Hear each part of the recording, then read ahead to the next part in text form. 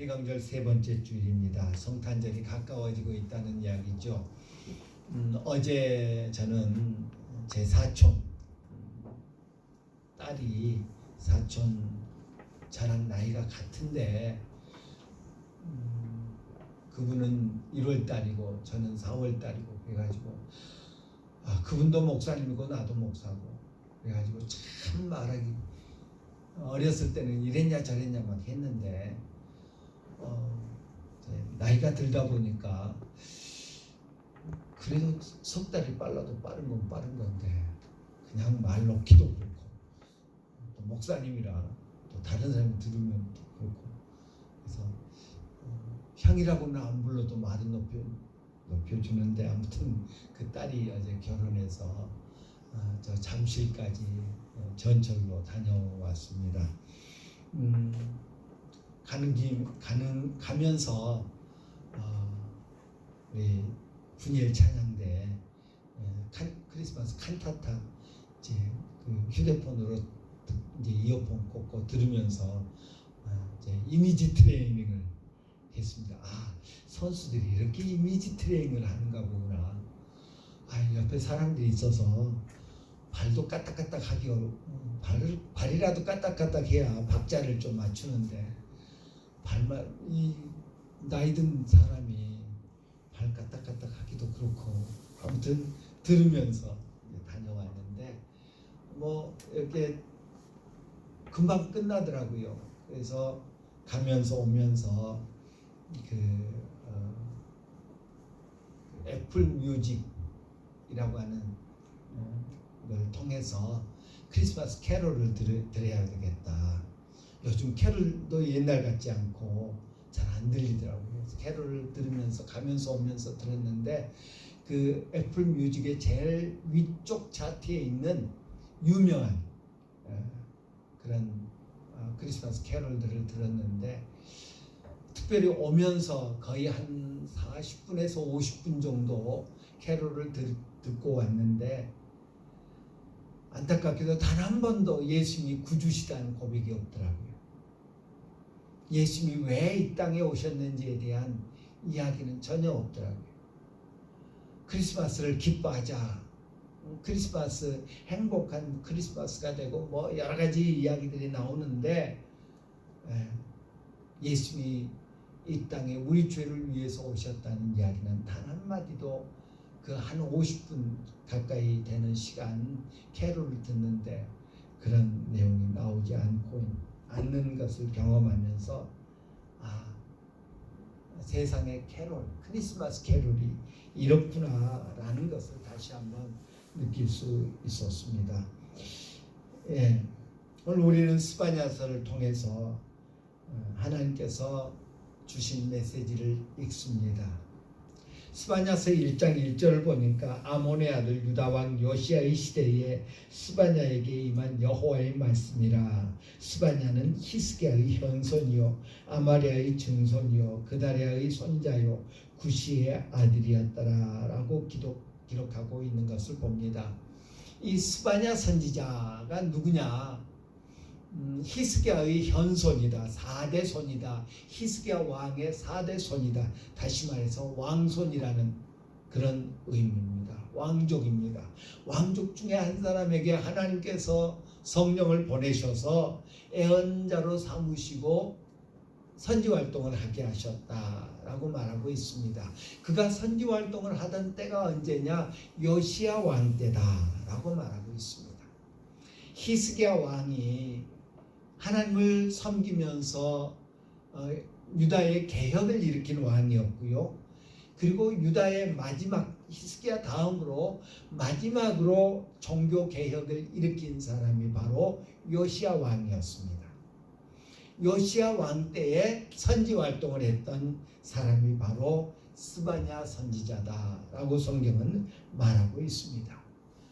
그럼에도 불구하고 요시야 왕이 개혁을 일으킨 그런 왕이었음에도 불구하고 스바냐서 1장 4절부터 6절을 보면 이렇게 말합니다. 내가 유다와 예루살렘의 모든 주민들 위에 손을 펴서 남아있는 바알을 그곳에서 멸절하며 그마림이란 이름과 및 그 제사장들을 아울러 멸절하며 또 지붕에서 하늘의 뭇별에게 경배하는 자들과 경배하며 여호와께 맹세하면서 말감을 가리켜 맹세하는 자들과 여호와를 배반하고 따르지 아니한 자들과 여호와를 찾지도 아니하며 구하지도 아니한 자들을 멸절하리라 라고 말하고 있습니다. 예, 이 스바냐 선지자가 요시야 왕 때에 선지 활동을 했고, 요시야 왕은 종교 개혁을 일으킨 이스라엘 백성들로 하여금 우상을 다 없이 하고 성전에 무너진 데를 다시 세우고 개혁을 하는 왕인데, 그럼에도 불구하고 스바냐서 1장 4절 이하에 보니까 유다 백성들이 바알을 섬기고 있고, 말감이라고 하는 우상을 섬기고 있고, 그마림이라고 하는 제사장은 앞장서서 그 유다 백성들로 하여금 우상 섬기는데 빠지도록 그렇게 만드는 사람도 있었고, 지붕 위에 올라가서 별을 보면서 별점을 치는 그런 사람들도 있었고, 하나님을 배반한 사람들이 많았다라고 말하고 있습니다. 따라서 이 스바냐가 하나님의 말씀을 받아서 애언하고 했던 때는 아직 요시야의 개혁이 시작되지 않았던 요시야의 초기에 이 스바냐가 애언 활동을 했고, 아마도 똑같이 이 스바냐도 왕의 후손, 왕족 중에 한 사람이었기 때문에 이 스바냐가 선지 활동을 하면서 하나님의 말씀을 세상에 선포하는 일로 인해서 요시야 왕이 크게 영향을 받지 않았겠느냐라고 여겨지는 그런 부분입니다. 하나님께서는 스바냐 선지자를 통해서 여호와의 날에 대해서 말씀하게 하십니다. 여호와의 날이 임할 것이다. 여호와의 날이 임할 것이다. 그 날에는 이런 일이 벌어질 것이다. 여호와의 날이 임할 텐데 그 날에는 이런 일이 벌어질 것이다 라고 말합니다. 그러면서 1장 2절부터 3장 8절까지는 여호와의 날이 임할 텐데 그 날은 심판의 날이 될 것이다. 심판의 날로 우리에게 다가올 것이다 라고 말하고 있고요. 3장 9절부터 20절까지에서는 그 여호와의 날은 구원의 날이 될 것이다 라고 말씀하고 있습니다. 예, 여호와의 날이 두 번 임할 것이다. 아닙니다. 여호와의 날이 임할 텐데 하나님을 경외하지 아니하고 하나님을 두려워하지 아니하고 하나님께 등 돌리고 우상 숭배에 빠진 사람들에게는 심판의 날이 될 것이고, 하나님을 두려워하는, 하나님을 경외하는, 우리 구약에 보면 남은 자들에게는 그날이 구원의 날이 될 것이다 라고 선포하고 있는 것을 발견할 수 있습니다. 주님의 오심을 감사하며 기념하는 대강절 기간입니다. 주님이 오셨습니다. 주님이 오셨습니다. 우리 성경에 보면, 특별히 요한복음에 보면 예수님의 오심의 목적에 대해서 아주 상반되는 그런 말씀을 주고 있는 것을 봅니다. 요한복음 3장 17절에 보니까 하나님이 그 아들을 세상에 보내신 것은 세상을 심판하려 하심이 아니요 그로 말미암아 세상이 구원을 받게 하려 하심이라 라고 하셨습니다. 요한복음 9장 39절에서는 예수님이 말씀하십니다. 내가 심판하러 이 세상에 왔으니 보지 못하는 자들은 보게 하고 보는 자들은 맹인이 되게 하려 함이라 라고 말씀하십니다. 하나님의 아들이 세상에 오신 것은 심판하기 위함이 아니라 구원하기 위함이다 라고 말씀하십니다. 똑같은 요한복음에서 내가 세상에 온 것은 심판하기 위해서 왔다. 보는 자들은 보지 못하게 될 것이고 보지 못한 자들은 보게 될 것이다 라고 말씀하고 있는 것을 봅니다. 그렇습니다. 예수님이 심판하러 오지 않았다며 그런데 왜 심판하신다고 그래? 가 아니라 그날은, 여호와의 날은 예수 그리스도를 영접하는 자들에게는 구원의 날이 되겠지만 예수 그리스도께 교만하고 완악하여서 마음을 닫고 거부하는 자들에게는 심판의 날이 될 것이다 라는 것을 우리 주님 분명하게 말씀하고 있는 것을 봅니다. 예, 크리스마스, 메리 크리스마스, 메리 크리스마스, 즐거운 크리스마스라고 그렇게 인사합니다. 그런데 과연 모두에게 그날이 즐거운 날인가? 너희가 믿지 아니함으로 이미 심판을 받은 것이다. 우리 주님 말씀하십니다. 믿지 아니하는 그것 때문에, 영접하지 아니하면 영접하지 아니하는 그것 때문에 심판을 받게 됩니다. 받았습니다. 우리에게 성탄절은 어떤 날인가? 우리 가족들에게 성탄절은 어떤 날인가?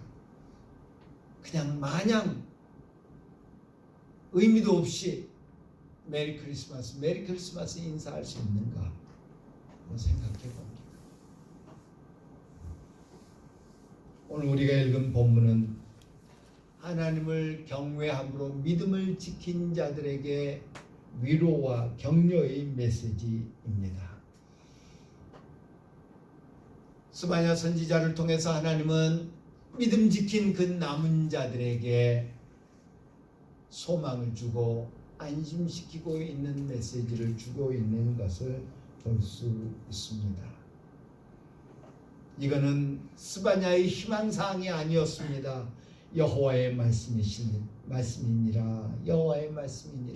라고 말하고 있습니다. 스바냐는 하나님으로부터 말씀을 받아서 소위 신탁의 메시지를 백성들에게 전하고 있습니다. 하나님께서는 지금까지 여러 선지자들 통해서 유다를 향한 하나님의 심판을 예언하게 하셨습니다. 하나님이 벌하실 것이다. 너희 열조의 죄 때문에, 너희의 죄 때문에 하나님이 벌하신다. 바벨론을 통해서, 저 갈대아 사람들, 저 북쪽에 있는 사람들을 통해서 너희들을 심판할 것이다. 거듭거듭 강조하고 알려주셨습니다. 바벨론에 의해서 이스라엘, 유다 나라가 망하게 될 것이다. 예루살렘이 망하게 될 것이다. 바벨론에 의해서 너희 백성들은 포로로 사로잡혀가게 될 것이다 라는 말씀을 전해주셨습니다. 그리고 그 징후가 이 요시야 왕 이 무렵에는 나타나기 시작합니다. 바벨론이라고 하는 나라가 형성되고요, 그 세력이 점점 커지고 있고요,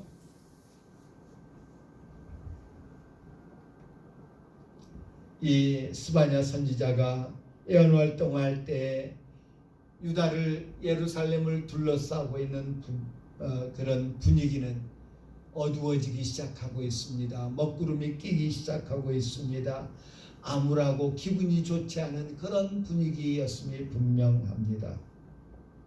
그런 유다 백성들을 향해서, 그런 남은 자들을 향해서 하나님 말씀하십니다. 노래하여라, 즐겁게 외쳐라, 마음껏 기뻐하고 즐거워하라. 오늘 본문 14절에서 그렇게 말씀하고 있는 것을 봅니다. 그럴 만한 상황이 아닙니다. 말씀드렸듯이 지금 먹구름이 잔뜩 띄어지고 있습니다. 비가 온다더니, 폭풍이 온다더니 그런 징후가 보이기 시작하고 있습니다.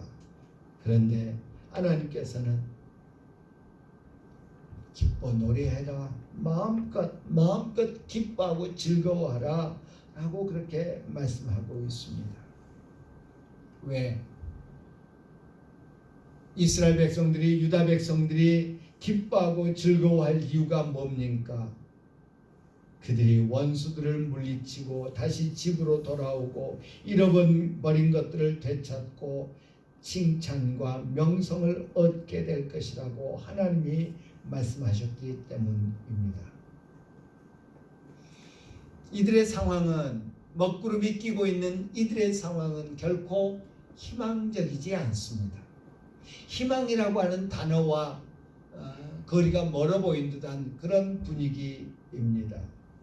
나라가 망하고 포로로 잡혀갈 것이라고 말씀하지 말든지 기뻐하라고 아직도 시작도 되지 않은 그 일에 희망을 걸라고 말씀하지 말든지 해야 할 것 아니겠습니까? 이해할 수 없는 상황, 이해할 수 없는 명령을 하나님은 스바냐를 통해서 주십니다. 우리도 마찬가지죠. 때로는 하나님의 말씀이 나하고는 전혀 상관없는 것 같습니다. 악인의 형통함, 저 부자들이나 부족함이 없는 사람들이나 저 건강한 사람들이나 저 문제가 없는 사람들이나 저 자식들이 잘 되는 사람들이나 해당하는 말이지 나하고는 상관없는 말 같다 라고 여겨지는 때도 있습니다. 하나님은 유다의 남은 자들이 원수들을 이기고 칭찬과 명성을 얻고 모여 집으로 돌아오는 완전한 회복을 얻을 수 있도록 그들을 바벨론이라고 하는 풀무불로 연단하셨던 것입니다. 그래서 정금같이 다시 예루살렘으로 돌아와서 하나님을 섬기는 자들이 되게 하도록 삼으셨습니다. 나라의 멸망, 포로 생활, 멸시와 수치를 그들은 이해할 수 없었을 것입니다. 그러나 하나님의 완전한 회복을 경험하게 될 때, 그래서 하나님이 그때 그런 말씀을 하셨구나 깨닫게 될 것입니다. 이 모든 것이 우리의 수고와 노력이 아니라 하나님의 은혜이구나 라고 고백하게 될 것입니다. 바울 사도는 나는 율법으로는 흠이 없는 사람이야 라고 했었습니다. 그런데 그가 예수님을 경험한 다음에 내가 나 된 것은 하나님의 은혜로 된 것이라고 고백하기에 이르렀음을 봅니다. 옛날에는 내 힘으로 내 노력으로 내 어떤 의지로 스스로 뭔가를 이루려고 했던 바울이었다고 한다면 주님을 만난 후에 바울은 내 모든 것이 하나님의 은혜다 라고 고백합니다. 하나님께서 유다 백성들에게 말씀하십니다. 스바냐 선지자를 통해서 말씀하십니다. 기뻐해라. 기뻐할 수 없는 상황에서 기뻐해라. 즐거워해라. 마음껏 소리치면서 외치면서 찬양해라. 하나님이 내가 회복시켜 준다 라고 말씀하고 있습니다. 우리 역시 찬송할 수 없을 때 찬송합시다. 기뻐할 수 없을 때 기뻐합시다. 왜냐하면 스바냐 선지자를 통해서 주신 이 약속의 말씀은 오늘 우리에게도 똑같이 유효하기 때문입니다. 저는 자주 그렇게 기도합니다.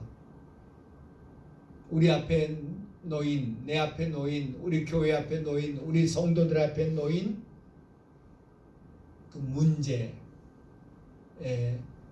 빠져들지 않게 해주십시오. 대신 파도를 잠잠케 하시는 하나님, 바람을 멈추게 하시는 하나님을 바라보는 그런 눈을 갖게 해달라고 기도합니다. 하나님은 스바냐를 통해 내 형벌을 제거하였고 내 원수를 쫓아냈으며 너를 괴롭게 하는 자들을 다 벌하고 저는 자를 구원하며 쫓겨난 자를 모으며 온 세상에서 수욕받는 자에게 칭찬과 명성을 얻게 하리라 하셨습니다. 또 내가 그때에 너희를 이끌고 그때에 너희를 모을지라. 내가 너희 목전에서 너희의 사로잡힘을 돌이킬 때에 너희에게 천하 만민 가운데서 명성과 칭찬을 얻게 하리라 라고 약속해 주셨습니다. 그때에 여호와의 때에 이런 놀라운 일들이 너희에게 벌어질 것이다 라고 말씀하고 있습니다. 하나님이 왜 바벨론의 포로로 잡혀갈 유다 백성들에게 잡혀가기도 전에 회복을 약속해 주셨을까요? 쟤들이 바벨론에 사로잡혀가면 회개하겠지. 가서 고생 수고를 하다 보면 그때가 좋았구나, 하나님이 보호해 주실 때가 좋았구나 깨닫고 회개하겠지. 그럴까요? 우리는 바벨론에 사로잡혀간 유다 백성들의 모습을 정확하게 잘 알 수가 없습니다. 다니엘서에서 다니엘과 그 친구들이, 에스더서에서 에스더와 모르드게와 그리고 수산성에 있던 유대인들이 하나님의 이름을 부르면서 하나님께 기도하는 그런 모습을 볼 수 있습니다. 시편에서 조금 아화와 강가에서 옛날 예루살렘을 그리워하면서 안타까워하는 유다 백성들의 모습을 엿볼 수 있을 뿐, 바벨론에 끌려간 유다 백성들이 어떻게 하나님을 기쁘시게 했는지 성경은 말하고 있지 않습니다. 구원은 하나님의 선물입니다. 구원은 전적으로 하나님의 선물입니다. 유다 백성들이 바벨론에 끌려가서 바벨론에서 철저하게 회개했기 때문에, 바벨론에서 고생하면서 그동안 잘못한 죄값을 다 치렀기 때문에 하나님이 그들을 구원해낸 것이 아니었습니다. 이는 이스라엘 백성들이 애굽의 노예 생활할 때도 마찬가지였습니다. 노예 생활 중에 이스라엘 백성들이 하나님의 이름을 부르면서 금식하며 기도하고 하나님께 예배드리기 위해서 온갖 수단과 방법을 다 동원하더라. 아니었습니다. 하나님을 망각하고 살았습니다. 그럼에도 불구하고 하나님이 그들을 구원하시면 구원은 하나님의 선물이다라는 것을 보여주기 위함은 아닐까요? 구원은 전적으로 100% 하나님의 선물입니다. 하나님께 달려 있습니다. 구원받은 사람들의 수고와 노력 조금도 고려의 대상이 아닙니다. 쟤들 이제 구원받을 때가 됐구나, 저 정도면 됐겠지, 저 정도면 깨달았겠지. 구원받은 이스라엘 백성들이 가나안 땅에서, 바벨론 포로에서 돌아온 이스라엘 백성들이 예루살렘에서 이제는 하면서 하나님만 섬기고 살던가요? 아니지 않습니까? 오늘 본문 17절은 그들이 구원받은 이유를 말씀해 줍니다. 너의 하나님 여호와가 너의 가운데 계시니 그는 구원을 베푸실 전능자시라. 그가 너로 말미암아 기쁨을 이기지 못하며 너를 잠잠히 사랑하시며 너로 말미암아 즐거이 부르며 기뻐하시리라 하니라. 오늘 본문에는 14절부터 20절에는 두 종류의 기쁨이 나오고 있습니다. 두 기쁨이 나오고 있습니다. 하나는 구원받을 성도들의 기쁨이요, 하나는 하나님의 기쁨입니다. 부모님이 내 곁에 있어서 나를 돌봐주시고 나를 챙겨주시고 나를 키워주시는 것, 큰 기쁨이죠. 자녀들에게 큰 기쁨이죠. 동시에 부모로서 아이를 키우는 기쁨, 이 역시 결코 작다라고 말할 수가 없죠.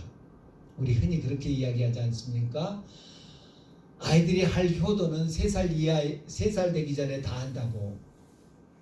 요새는 아이들이 얼마나 영악한지, 옛날에 미운 7살 그랬는데 지금 미운 4살 그러잖아요. 네. 전에도 몇 차례 말씀드렸습니다. 제 후배 목사님이 저보다 먼저 결혼했는데, 저는 이제 그 당시 나이로는 늦게 결혼한 거예요. 저보다 먼저 결혼했는데 그 친구가 저만 보면 놀립니다. 형님, 결혼해서 얘 키워보지 않고서는 하나님의 사랑 운운하는 것이 참 부끄럽다. 예. 얼마나 한 대 쥐어받고 싶었는지.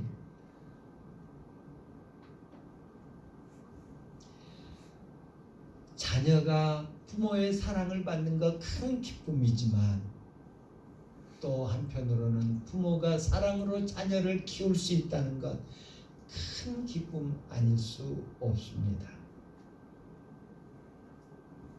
오늘 본문에서 하나님은 내가 너로 말미암아 기쁨을 이기지 못한다. 기뻐서, 너 때문에 기뻐서, 너로 말미암아 기뻐서 어쩔 줄 모르겠다 라고 말씀하고 있습니다. 이것이 하나님이 그의 백성들을, 유다 백성들을 구원해 주신 이유입니다. 아직 포로 생활 들어가지도 않았는데 회복을 약속해 주고 있습니다. 왜? 그들이 좋아서, 그들을 사랑해서, 너를 잠잠히 사랑하시며 너로 말미암아 즐거이 부르며 기뻐하리라. 그것 때문에 하나님께서는 유다 백성을, 남은 자들을 구원해 주실 것을 약속하고 있습니다. 스위스의 신학자요 작가인 발터 디트리히라고 하는 분은 이 히브리어 원문 성경에서 오늘 본문에 나오는 내용들 가운데 동사, 전미사 이런 것들이 다 2인칭 여성형으로, 여성 단수로 사용되었다고 하는 것에 주목했습니다. 그러면서 말하기를, 하나님은 본문에서 한 여자와 함께 한 여자에 대해서 말씀하신다는 인상을 준다. 시온 또는 예루살렘이 하나님의 짝이다 라고 그렇게 말을 했습니다. 예, 너의 하나님 여호와가 너의 가운데 계시니 그는 구원을 베푸실 전능자라. 너로 말미암아 기쁨을 이기지 못하시며 너를 잠잠히 사랑하시며 너로 말미암아 즐거이 기뻐하시리라 라는 이 말씀들이, 이 너가 인칭 단수 여성이라는 것입니다. 하나님이 이스라엘을 누구로 간주한다고요? 애인으로 간주하고 있습니다.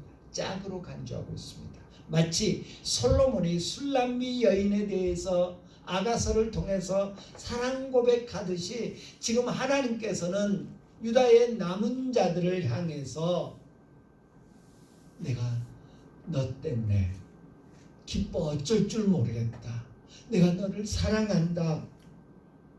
내가 너 때문에 막 노래가 흥얼흥얼 나온다 라는 그런 표현을 씁니다. 마치 연인이 연인에게 사랑 고백하듯이.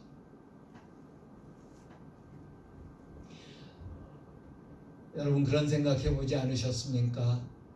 그리스 로마 신화 보면 신들에게도 짝이 있어요. 신에게 짝이 있어요. 어디 그리스 로마 신화뿐입니까? 우리 성경에도 바알에게 짝이 있어요. 누구죠? 아세라. 남신이 있는가 하면 꼭 남신 곁에 여신이 있어요. 그런데 하나님에게는 그 짝신이 없어요. 그리고 말씀하시기를 그의 백성들이 하나님의 짝인 것처럼 성경은 묘사합니다. 신약에 와서는 그것이 더 분명해지죠. 예수는 신랑으로, 성도들은, 교회는 신부로 묘사되고 있는 것을 봅니다. 그리고 급기야 계시록에서는 그가 다시 오실 때 우리를 그의 신부로 맞아주시고 혼인잔치가 있게 될 것을 말씀해주고 있는 것을 봅니다. 하나님이 우리를 기뻐 어쩔 줄 몰라 하시면서 사랑하십니다. 그래서 함께하여 주신다고 약속합니다. 사랑의 관계의 주도권이 하나님께 있습니다. 하나님께서 사랑한다, 내가 너를 기뻐한다 라고 말씀해 주십니다. 그래서 포로 생활 중에 너희를 다시 예루살렘으로 돌아오게 할 것이다. 그래서 너희를 높여주고 칭찬과 명성을 얻게 해줄 것이다. 예, 신데렐라죠. 우리들이, 죄인인 우리들이 그래서 천대받고 무시받고 감히 그 잔치에 참여할 수 없는 그런 존재 신데렐라인데 왕자를 남편으로 맞아들이게 되죠. 그렇게 되면 어떻게 됩니까? 신분 상승이죠. 명성과 칭찬을 얻게 되는 거죠. 그러면서 오늘 본문은 바벨론의 그 검은 구름이 드리워지고 바벨론의 나라가 망하고 바벨론의 백성들은 포로로 잡혀가고 그리고 손가락질 당하는 그런 백성들을 향해서 두려워하지 말라, 손을 늘어뜨리지 말라 16절에 말씀하고 있는 것을 봅니다. 두려워하지 말아라, 손을 늘어뜨리고 있지 말아라. 무엇이 여러분의 어깨를 축 늘어뜨리게 만듭니까? 무엇이 우리로 하여금 두려워하게 만듭니까? 대신 오늘 본문은 노래할지어다, 기쁘게 부를지어다, 전심으로 기뻐하며 즐거워할지어다 라고 말씀하고 있습니다. 왜?